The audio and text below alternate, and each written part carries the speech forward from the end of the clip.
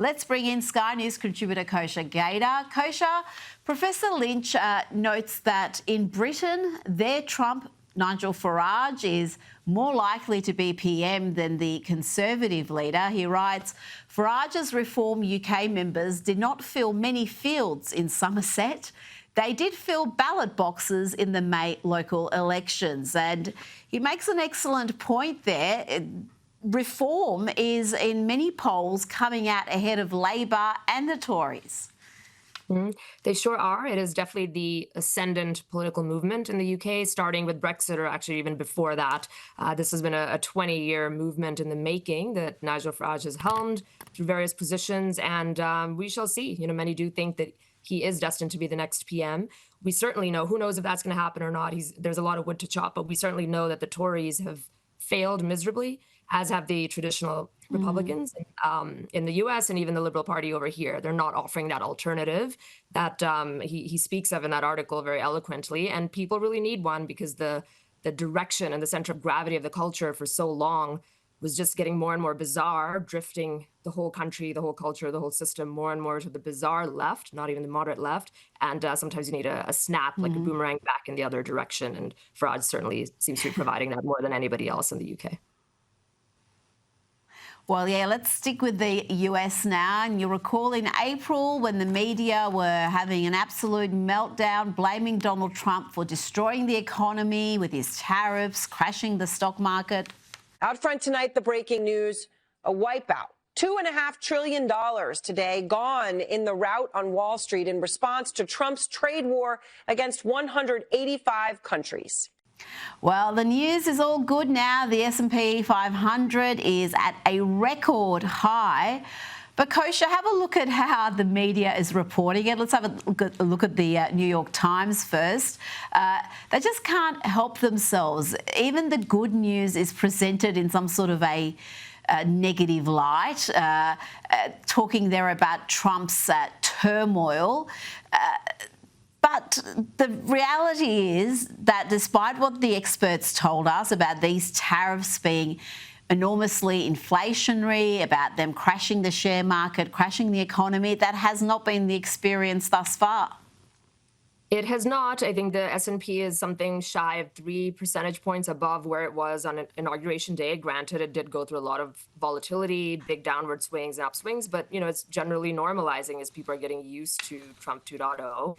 Also, the market, the S&P, is not the biggest driver, biggest thing that Trump is playing to this time around, because it doesn't really focus the everyman. Exactly. And then the tariff revenue is coming in to the tune of $150 billion or so to date.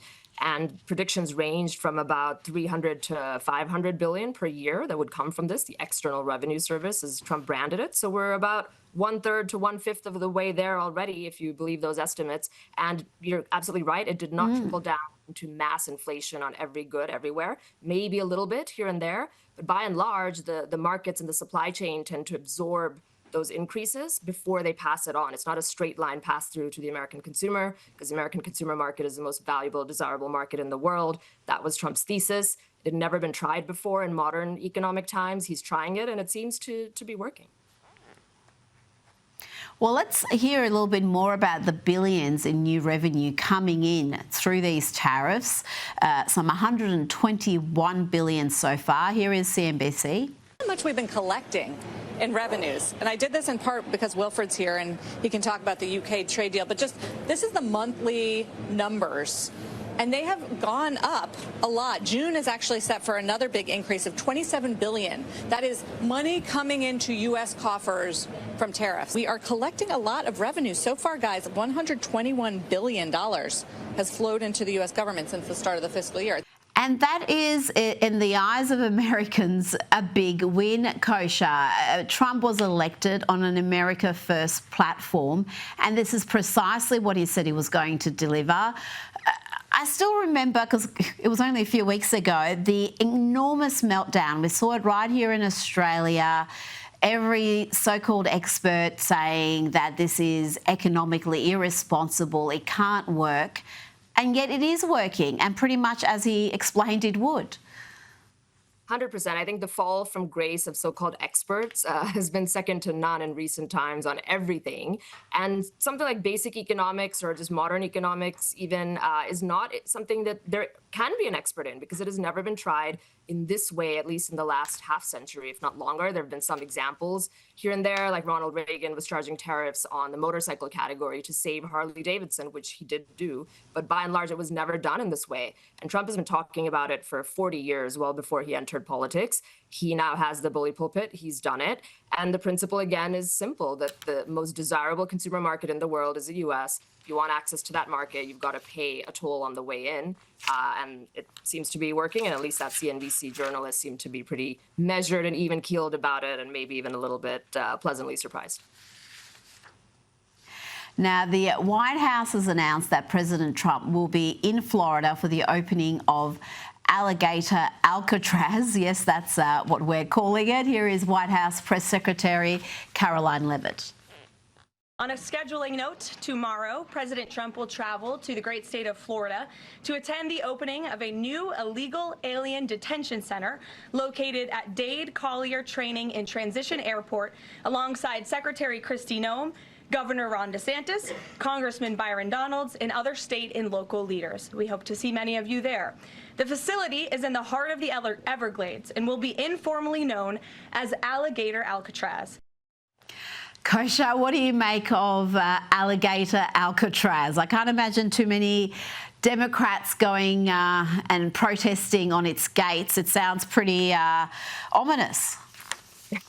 I think they might think twice before running their pickets for that one. You know, this thing hits every note of what the Trump administration is about. Immigration and really mass deportations of illegals is the centerpiece of his policy agenda. As we all know, Florida is one of the best run states in the country and has been very cooperative with the federal government in trying to execute this immigration agenda, unlike other states, sanctuary cities, et cetera, that try to stymie it. Then you've got the optics of Trump himself visiting, Kristi Noem, DeSantis going to be there in the Florida Everglades, where it physically is surrounded by swamps that have lots and lots of alligators and pythons over there, which is sort of this natural moat. And you can just see Trump and his Truth Social and all that is going to make hay from this. Get ready for some interesting and funny tweets out of there. But more importantly, I think it's just the imagery of it really is going to stick in the minds of people about what he's trying to do with getting illegals out in cooperation with states and holding them in detention centers that are not meant to be pleasant. Alligator Alcatraz. I mean, that's just genius, I've got to say. Whoever came up with that, kudos. Now, sticking with prisons, let's have a look at how the president of El Salvador responded to footage out of Paris Fashion Week, which was a show by Willy Chavarria, Mexican-American designer, protesting against El Salvador's super prisons. First, let's have a look at the show.